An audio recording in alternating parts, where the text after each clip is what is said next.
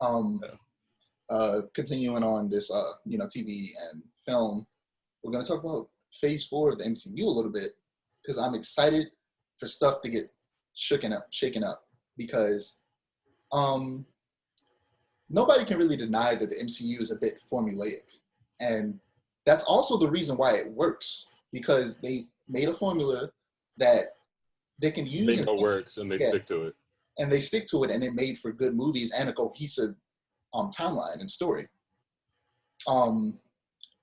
But it's gonna shake up, not just because of the multiverse stuff that's gonna happen in Spider-Man, Doctor Strange, and WandaVision, but also because of the TV shows will change things up again. A little bit in terms of the way they structure their stories, because you can't really. They could, but they're probably not really going to do it the same way they do the movies.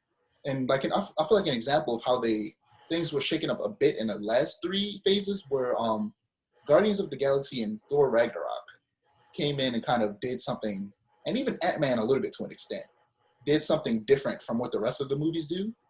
And because of that, it added a bit more, a bit of variety into the universe.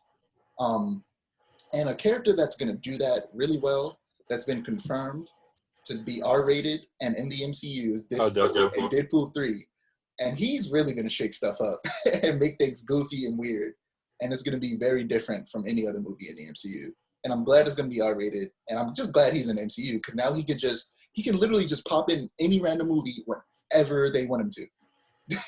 Anytime they want him to. He could just be in the background. He doesn't even have to do anything. He could just be in the background. He could just pop into a Spider-Man movie and say something stupid and leave. Because that's what Deadpool is, and that's what he needs to be in the MCU. And I'm excited to see what they do and what they change up. Of course, I've mentioned 1,000 times, diversity is something that also will help change things up because you have to explore different cultures and not just the same, mostly white people cultures that they already, go through. So yeah. You have anything to say before we move on to video games? Oh, there's an echo. I don't like that. Ew. Oh, the only, I don't know. There's not a lot of MCU projects that I'm excited for.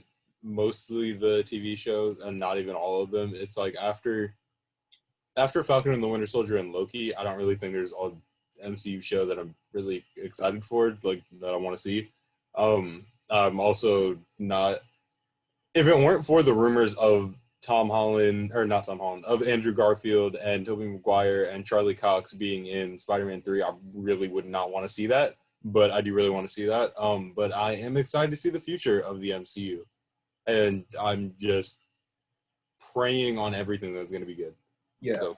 People were kind of getting, a bit tired of it because there was a lot of it at once. But because we got this year break, even though it was due to a bad situation, it kind of gave people some time to breathe. So now that we're getting back into the swing of things, it feels good. Seeing that that Marvel Studios logo at the beginning of WandaVision for the first time in like a year felt good. Yeah. Actually, the last time I saw it was when I watched, I think, Winter Soldier, which was, I watched that routinely at least a couple of times a year because that's my favorite movie. But, yeah,